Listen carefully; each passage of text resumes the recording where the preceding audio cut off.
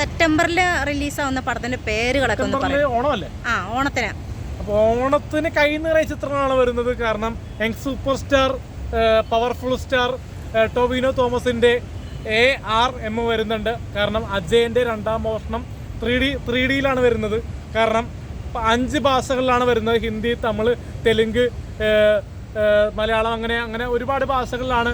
Pan Indian റിലീസാണ് ARM എന്ന cinema വരാൻ പോകുന്നത്. സെപ്റ്റംബർ 12-നാണ് റിലീസിന്. പിന്നെ ഒമർ ലുലു സാറ് സംവിധാനം ചെയ്തിട്ടുള്ള ബാഡ് ബോയ്സും സെപ്റ്റംബർ 12-ാം തീയതി റിലീസാവും.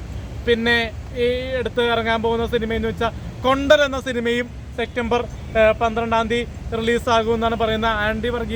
ആൻഡി വർഗീസ് എന്ന പെപ്പ നായകനായെത്തുന്ന സിനിമയാണ്. ആർഡിക്സിന് ശേഷം പെപ്പെ നായകനായിട്ട് എത്തുന്ന സിനിമയാണ് കൊണ്ടൽ.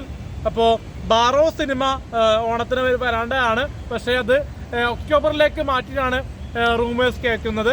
അപ്പോൾ ഒട്ടുമിക്ക എല്ലാ സിനിമകൾക്കും എൻ്റെ വിജയാശംസകൾ നേരുന്നു. അല്ലാതെ പ്രാർത്ഥനയും ബ്ലോക്ക് ബസ്റ്റർ ആട്ടെ, ഓണം പൊടിപൂരമാവട്ടെ.